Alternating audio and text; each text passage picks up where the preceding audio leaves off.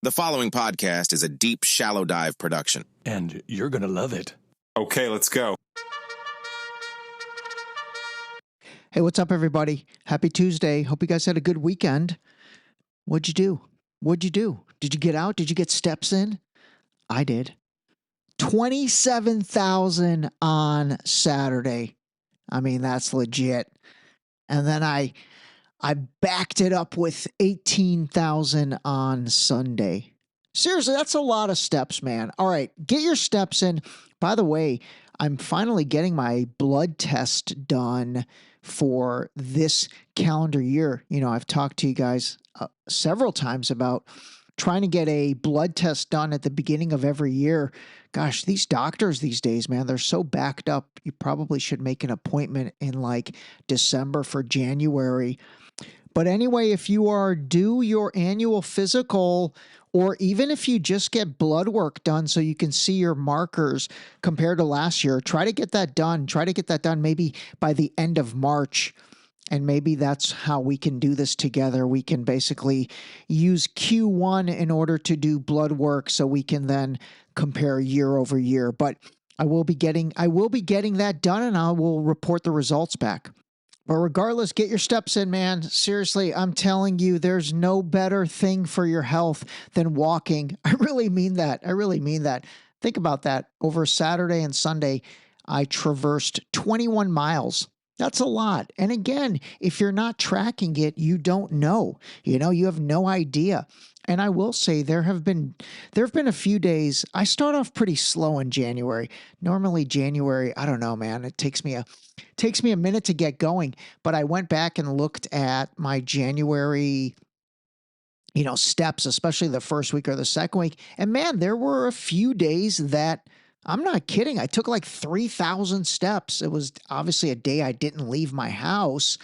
And if you think about that, if that is a regular occurrence for you, chances are you are really not moving much at all. And again, if you don't track it, if it's not strapped to your wrist, you're probably not going to be cognizant of how little you're moving. So anyway, just another plug in terms of your health and movement and all that. I seriously want to keep harping on that. Oh, by the way, another thing that I wanted to talk about really quick. So I have this, I've had like multiple gym memberships over the past several years, but they reopened a really nice 24-hour fitness that is walking distance from my house, right? And so I went down and I joined again, and I will tell you, the concept of really picking a gym that is as close to your home as possible, it absolutely works. And it really does. So this 24-hour fitness that I now basically belong to, again, it takes me like 8 or 9 minutes to walk there. So obviously I'm walking there, I'm getting those steps in, I get my workout in or whatever, I get my dry sauna in. They've got a really nice dry sauna. Again, highly, highly recommend that. I'm telling you, sweating is the key. Sweating is another key to just excellent health. It really is. And so if you can get a dry sauna session at your gym in for 15 to 20 minutes. And like I've talked before, I do that before my workout. I know some people do it after their workout. That's great as well. But I just like to do it before because I like to get all sweaty and then hit the treadmill. And then, I don't know, I feel like it increases my sweat factor. So anyway, my point is, if there's a gym near you, whether it's like a super nice gym or, I mean, they're all nice, or like a 24-hour or Planet Fitness or, a mom and pop gym. I shouldn't even call them mom and pop, an independent gym, anything. I would highly recommend picking your gym in terms of proximity to your house.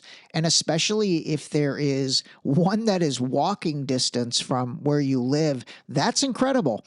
Because again, you get those steps to and from as well. So anyway, take that all seriously. More to come on health stuff. I've got a few other things that I'm working on, but I did want to kind of start off by talking about that. All right, let's jump into some stuff. And I want to talk about Ukraine and Russia really quick because actually today I am interviewing somebody that I've been wanting to get on the podcast for a while.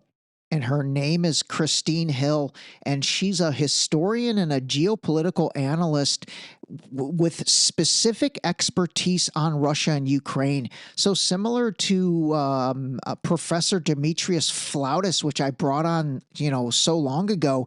Christine Hill is awesome, and again, here's what's cool about this lady, and you'll see this when we record and hear it when we record. She's like I don't mean this in a bad way, but she's just an older white lady. And I told her that actually. I said, Christine, what I really like about you is among other things, and especially your knowledge base, is you're like an older white American lady. And so again, it goes to that concept of, she doesn't have a dog in the fight. She doesn't have skin in the game. She's not a, Ukrainian origin person or a Russian origin person who might have bias toward, the cause for their respective nation. So anyway, I think that's going to be very informative. We're recording it today, and I might even try to release that on Wednesday or Thursday for sure, but it'll definitely be released this week. But again, the reason it's also timely is because, the rubber's meeting the road right now in terms of Ukraine. And over the weekend, Ukrainian President Vladimir Zelensky, who is really at odds with President Trump right now. They're definitely not buddy-buddy and definitely not on the same page. I mean, Zelensky was Biden's boy, or Biden was Zelensky's boy, however you want to look at that. And Trump is not, and he wants to bring that war to an end. And so Zelensky has been going on all these, CNN, MSNBC, all the left-leaning media outlets in the US. And for the first time, he said he was ready to resign as the leader of Ukraine if he could swap that for NATO membership. Now, nobody's going to do that. I mean, again, the entire gist of what I always have thought this war was about, and, Christine will give us her perspective, is that it's been NATO's encroachment onto wanting to include Ukraine in NATO. And that's, again, it's been Russia's red line. And it's been Russia's like, hey, we're going to let you guys do all this other stuff, but do not ask or try and bring Ukraine into NATO, or that's going to be a cause for war. And that's exactly what happened in 2022. But anyway, Zelensky has really been active recently, trying to stir up all that. He's trying to paint, again, Putin as this brutal dictator who, he's not going to stop with Ukraine. He's going to go after Poland and Germany and blah, blah, blah. And that's just not going to happen. It's absolutely not going to happen. So anyway, that's going to be interesting. I will say Secretary of Defense Pete Hegseth, whom I've been critical of, he actually gave a speech. I forget where he was, but he was basically talking about ending the war. And he said that, Ukraine is on a irreversible path to membership to NATO, meaning there's no chance we are going to bring Ukraine into NATO. And this is coming from Pete Hegseth, Secretary of Defense. So I applaud him for that. I know I've been critical of him, but I do applaud him for saying that publicly. Now, obviously, that's coming from the Trump administration overall, and he's just sort of the spokesperson on that. But anyway, I do like the fact that he did that. I do like the fact that Trump is, he has to bring one of these two wars to an end because he campaigned on being the president of peace. And the stuff in Gaza with Israel is much more complicated. And then Trump has a much more vested interest in that because, like I've said before, and again, I just want to reinforce all these facts, Trump is very tied into, as is the entire Republican Party, tied into this evangelical Christian base that involves Christian Zionism, that involves Israel being, the chosen people, the chosen land. It involves the end of times biblical prophecies and the end of times biblical, I guess, ties to the resurrection of Jesus Christ and that needing to happen in Israel. And for that to happen in Israel, it must be a pure Jewish state. And so that means they've got to get rid of the Palestinian people out of Gaza and the West Bank. And by the way, in case you don't know this and in case you've never heard of it, when you hear from people like Mike Huckabee. My feeling personally, and I'm speaking only as a person, I think Israel would only be acting on the property it already owns. I think Israel has title deed to Judea and Samaria. When he says title deed to Judea and Samaria, he's referring to the Bible. And he's basically saying the Bible said that's their land. And again, primarily the Old Testament, he says that's their land. So he's saying they've got title deed to Judea and Samaria, which is now called the West Bank. Title deed to Judea and Samaria. There are certain words I refuse to use.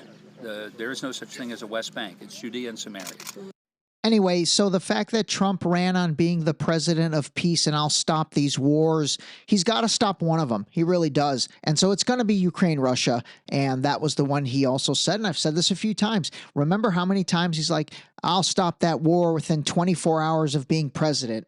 I'll end that war before I'm sworn in. So obviously that didn't happen. He was sworn in January 20th, and here we are, a month and 5 days from that being February 25th, and obviously that war has not ended, but again, that's going to be his focus, and again, I'm cool with that. I really am. I'm totally cool with that. I think that the $200+ billion that we've sent to Ukraine has just been insane, and then add another $150 billion from the Europeans, so like collectively, we're $350 billion into that war with no line item itemization or line item budget showing where that money's gone. Man, there's got to be so much waste, fraud, and abuse with that money. It just has to.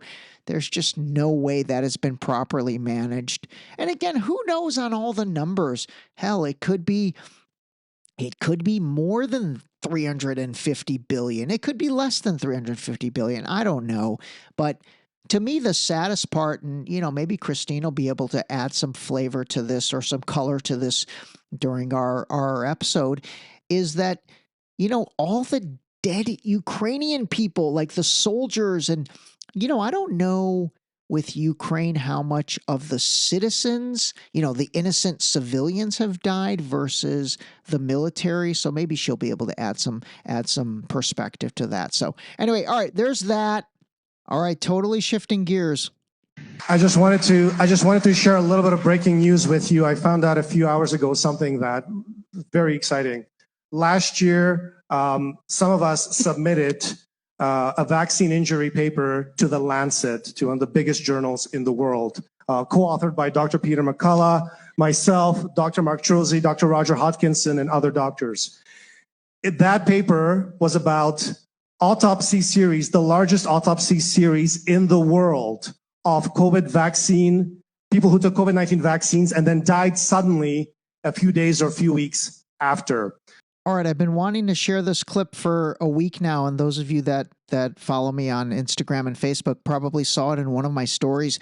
But this was a recent symposium with a big group of very, very reputable doctors, and probably the most reputable of them all is this Dr. Peter McCullough, and I've referenced him a few times on this podcast. But they basically are talking about how they had a peer-reviewed article that they had, I guess, received publication from the Lancet, which is probably like if not one of the most prestigious medical journals there are. And so if you get published in the Lancet, it's basically like super legit.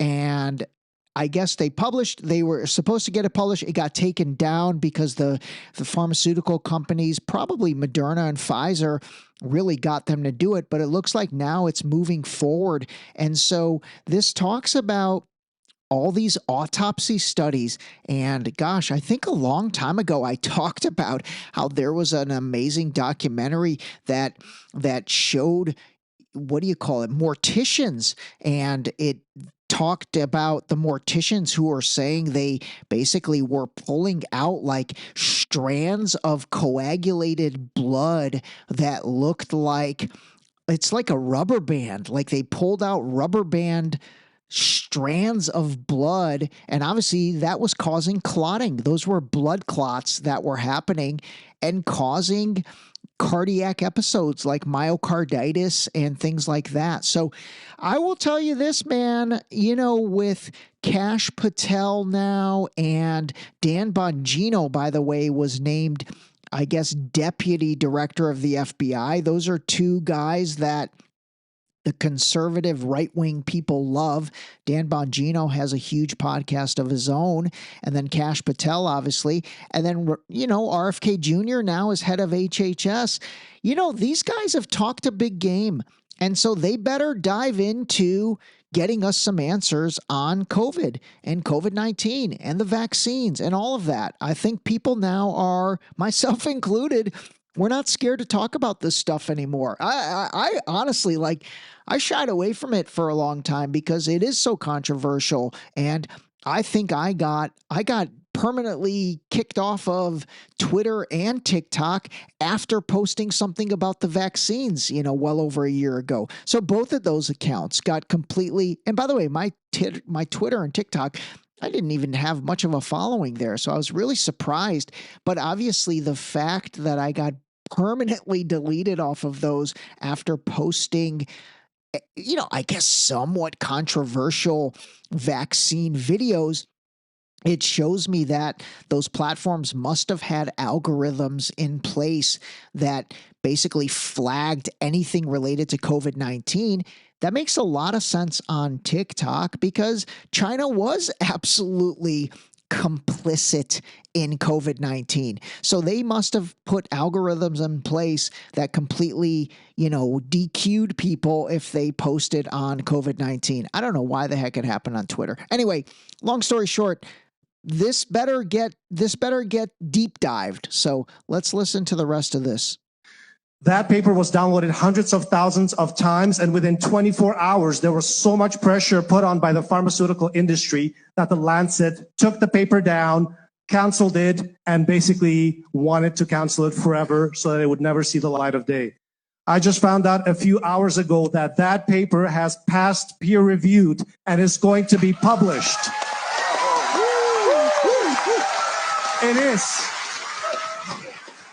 It is the largest autopsy series in the world. 325 autopsies of COVID vaccinated people who dropped dead a few hours or few days or few weeks after taking the COVID-19 vaccine. I mean, that is seriously insane. Like the fact that this incredible group of well-respected doctors has basically put the time in to create this, this study of autopsies of people that drop dead relatively soon after getting vaccinated. Come on, man. Like, this deserves to be looked into. It really does. It really does. Man, it pisses me off when I start to talk about it. We did a rigorous review of these autopsies, and we found that about 74% of the cases of sudden death were caused or contributed to by the vaccine. That is now a peer-reviewed paper that's going to be published. And the reason I'm telling you that is that there is more evidence coming every single day. And it's not a little bit of evidence. It's not a case report here that they're going to dismiss, or a case report there, or a paper that the Lancet is going to take down and say, don't look at this autopsy series and we'll just bury it and make sure it never sees the light of day. There's going to be a tsunami of evidence of the harm of these COVID-19 vaccines, whether it's harming children, pregnant women, adults. Oh my God, I'm just realizing something. Did I play that already? I'm not even kidding, man. There's so much of this in my brain. I don't remember what I've played and what I haven't played. I'm really sorry if I played that before. Well, actually, I'm not really sorry because I think it's worth hearing again, but I'm not sure if I had already played that. All right, here's one I know I have not played. You still say that autism is caused by vaccines? Yeah, autism is caused by vaccines. And by the way, CDC's own data, they did a study called the Verstratton study in 1989. And they looked at the hepatitis B vaccine. They looked at children, and from the biggest database in the world, the Vaccine Safety Data Link. They looked at children who got the hepatitis B vaccine during their first 30 days, and they compared those to kids who got it later or didn't get it at all. And there was a 1,350% elevated risk for autism among the people who got the vaccine. There may well be. All right, so there's RFK Jr. That was an interview he did with John Stossel. Remember that guy, John Stossel? And that was just a few weeks ago. And so, here, hold on. Let's listen to a little more of this.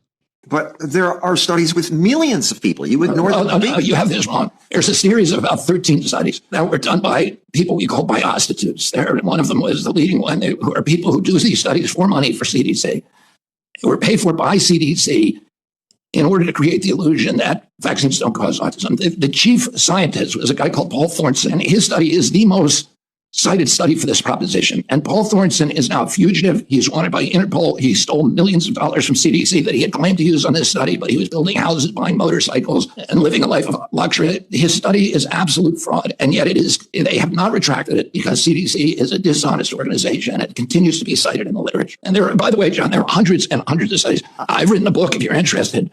You know, that is seriously insane. God, I wish his voice wasn't messed up like that. It's just hard to understand him. But he basically, in summary of what he talked about there, and there's a little bit more that I'm going to play for you.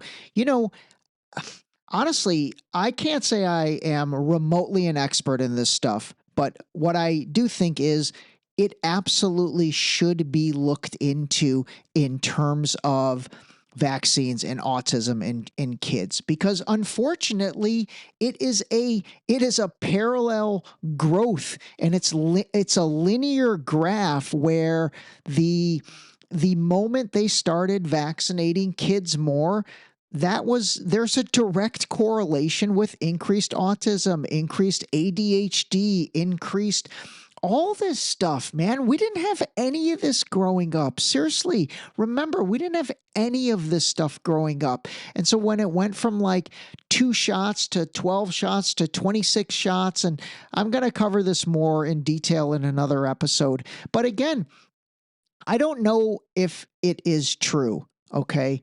But what I do know is, why would everybody not want to look into this? Like, this is what I don't understand with some parents and even some of my friends, to be honest with you, whose kids suffer from this. And I've had various discussions with various friends who have kids that have, different stages of autism. And I will say with a couple of them, I mean, it was not a good discussion. And in my mind, I didn't want to ruin our friendships over it, but in my mind, I thought, why would you not want to turn over every leaf and every rock in order to try to figure out what happened with your child? Like, I just don't get that. And again, I don't have kids of my own, obviously, but I just don't get that. I don't get that. If I had anything with my child, I would just want to know why. I'm not saying I would become crazy and militant if I found something out, but what I am saying is I just don't understand why people would not want to get to the bottom of things. Like, why did that happen to my child? Why did my child start acting differently at this age and all of that? Like, it just doesn't make sense to me not wanting to know, the truth. Full-time aerosol, Let the Science Speak, that has, I think, 1,400 references and over 400 studies cited that link autism and other related neurological injuries to vaccines. There's no question about it. If you actually read the literature, if you listen to what the propaganda that CDC tells you, yeah, vaccines don't cause autism, because it's propaganda. This is a captive agency that is intertwined and owned by the pharmaceutical industry. All right, let's see what happens, man. Seriously, RFK Jr., Casey and Callie Means, all of these people that have really sounded the alarm bell when it comes to our health, our food supply, big agra, big ag. I like calling it big ag, big pharma, all of that. You know, they've really sounded the alarm, and now they've gotten what they want, and that is their people in charge, and that's RFK Jr.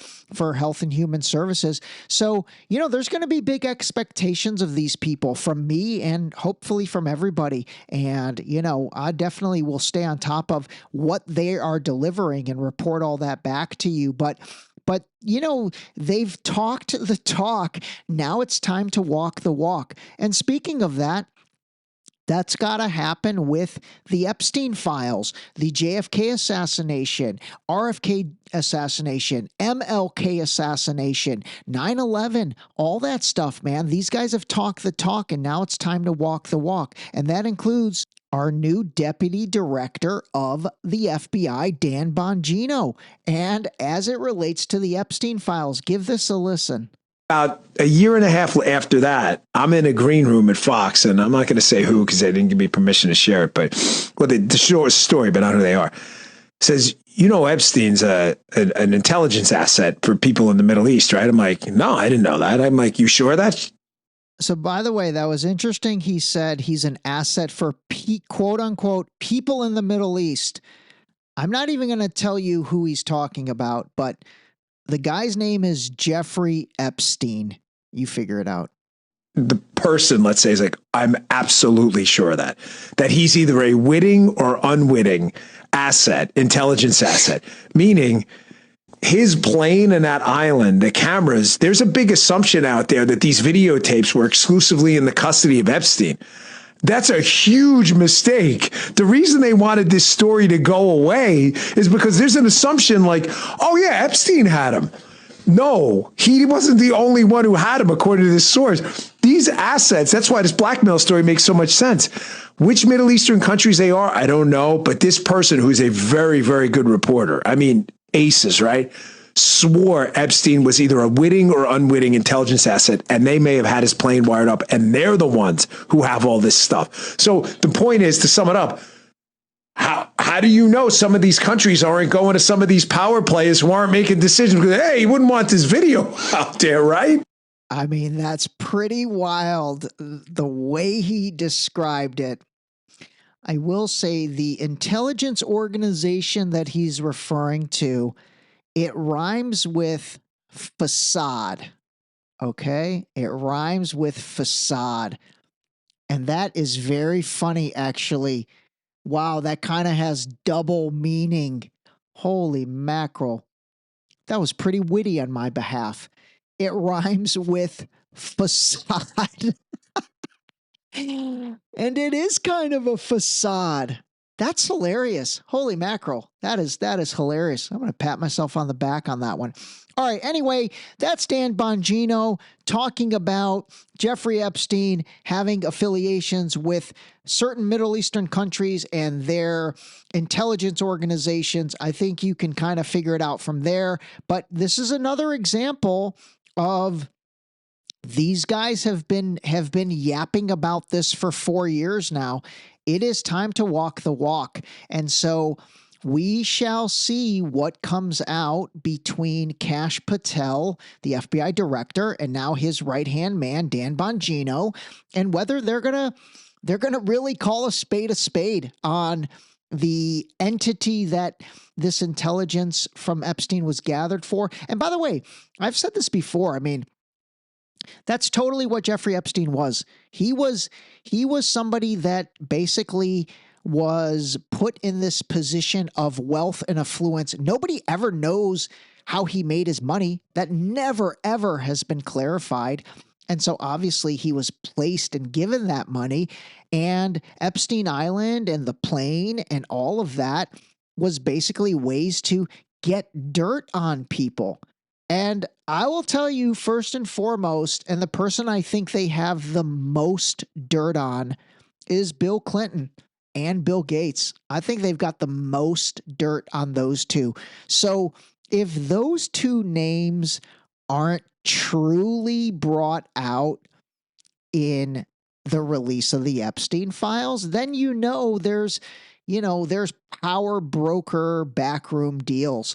And I'll get the full list that's been circulating on social media for years, but obviously it's never been, validated.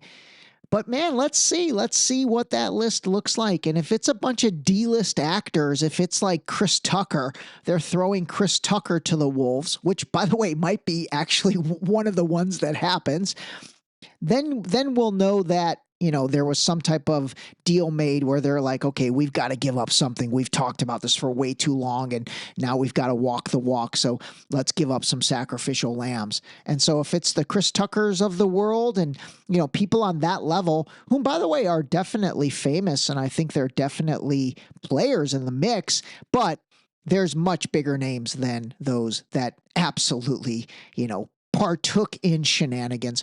All right, 30 minutes. That's it, everybody.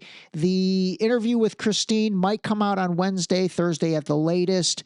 But man, let's dig in, man. Let's dig in. And I am going to start to hold the Republicans accountable on this stuff. Like I said, whether it's Bongino, Kash Patel, Pam Bondi, RFK Jr., Trump himself, all those guys, they've talked the talk. They've talked the talk on giving us the truth, and now it's time to walk the walk. All right, call a spade a spade. That was a great way to end it. This episode was brought to you by the new book, Deep Shallow Dive Into You, available now on Amazon and Barnes & Noble in hardcover and paperback. Don't forget to sign up for our new mailing list on our website at deepshallowdive.com.